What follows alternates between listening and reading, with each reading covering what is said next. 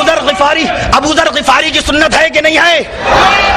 چمکتی ہوئی دہکتی ہوئی آگ کو دیکھ کر لرزتی ہوئی تلوار، چمکتی ہوئی تلوار شمشیر برہنہ کی نوک پر کیا جناب حضرت بلال نے اللہ کو سجدے نہیں کیے؟ آج موقع ہے. کفار مکہ کہتے تھے شور مچاؤ، محمد صلی اللہ علیہ وسلم جب قرآن پڑھیں تو شور مچاؤ. اب عقل والے سمجھ لیں کہ شور کون مچا رہا ہے، کفار مکہ کی سنت پہ کون عمل کر رہا ہے، اور کون اور کون اور کون اور کون توجہ اور کون اصحاب رسول کی طرح خاموشی کے ساتھ اللہ کے قرآن کو سن کر محمد مصطفیٰ صلی اللہ علیہ وسلم کی شریعت پہ عمل کر رہا ہے.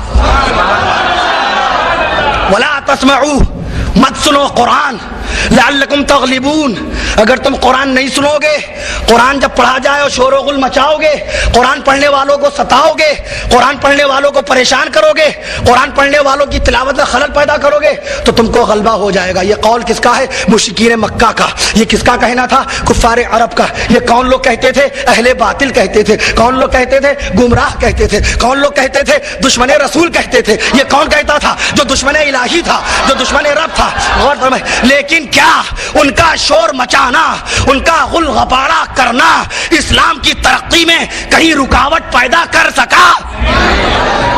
ان کے شور و غل نے اسلام کو کسی کمرے میں بھلا قید کر لیا؟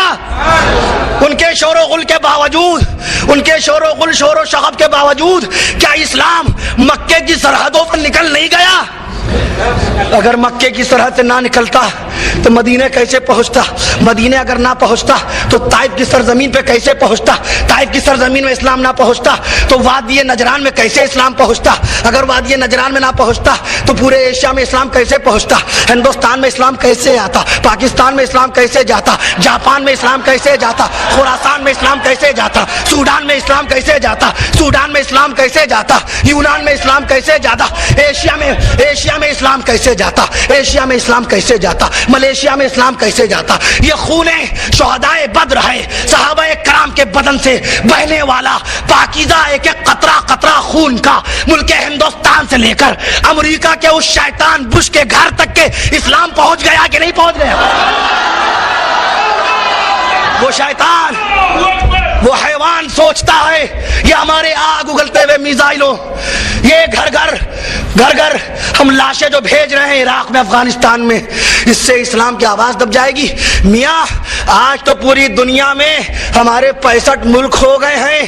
آج ہمارے پاس 1.25 کروڑ فوج ہے اسلامی. آج تقریباً 3.5 کروڑ اسکوائر کلومیٹر پر ہماری حکومت ہے. جب مکے کے 10 فٹ اور 8 فٹ چوڑے 10 فٹ لمبے گھر میں محمد مصطفیٰ نے اسلام کا چراغ روشن کیا تھا، وہیں سے اللہ نے وعدہ کر لیا تھا. وہ شیطان حیوانیت کا گندا ناچ دکھانے والا، عراق و افغانستان کو تباہ و برباد کر دینے والا امریکہ اپنے گھر کی پہلے خبر لے لے کہ اس کے گھر میں کس طریقے سے اللہ کا قرآن پہنچایا جا رہا ہے. وہ اپنے ملکوں کو پہلے محفوظ کر لے.